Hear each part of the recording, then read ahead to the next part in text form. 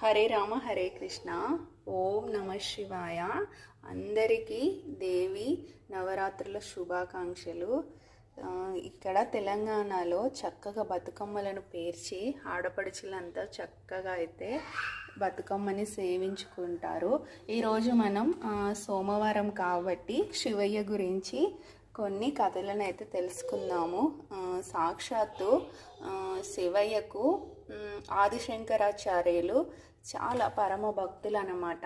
స్వామి ప్రతిరోజు సేవ చేయాలనే భావనతో ప్రతిరోజు స్వామికి ఇలా పూజలు, కైంకర్యాలు, అభిషేకాలు అన్నీ చేస్తూ నిర్వహిస్తూ తనతో ఉన్న శిష్యులకు ఆధ్యాత్మికంగా మంచి బోధలు, ప్రసంగాలు చేస్తూ ఉండేవారు. ఒకరోజు స్వామి సాక్షాత్తు శివయ్య శంకరుల వారిని పరీక్షిద్దామని ఒక మారు వేషంలో అండి స్వామి ఉదయాన్నే ఆయన కార్యక్రమాలు అన్నీ ముగించుకొని చక్కగా స్వామికి పూజా కైంకర్యాలు చేసుకుందామని చక్కగా దేవాలయానికైతే బయలుదేరుతారు శిష్యులతో.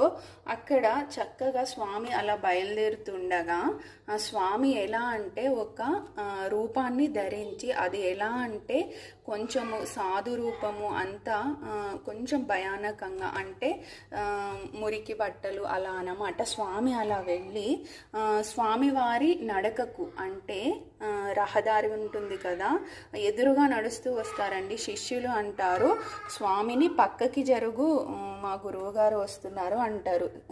ఆది శంకరాచార్యులు అలానే నిలబడి చూసి స్వామిని చూస్తారు. అప్పుడు స్వామి కొంచెం నా మార్గానికి దారి ఇవ్వండి అంటారు. అలా అనగానే చక్కగా పరమశివులు ఏమంటారో తెలుసనా అండి, నన్ను జరగమంటావా, నాలో ఉన్న పరమాత్మను జరగమంటావా అని ఒకటే మాట అంటారండి. చక్కగా ఆ వాక్యం ఎంత అద్భుతంగా మధురంగా ఉంది కదా. ఈ కథ వినగానే నాకైతే అసలు ఎంత సంతోషం అనిపించిందో. అలా చెప్పగానే చక్కగా ఆదిశంకరాచార్యులు, అమ్మో ఇంతటి మాట ఇలా వచ్చింది అంటే సాక్షాత్తు శివయ్యే అనుకొని చక్కగా ఆదిశంకరాచార్యులు ఆయన పాదాల మీద పడి చక్కగా ప్రసన్నమయ్యారండి.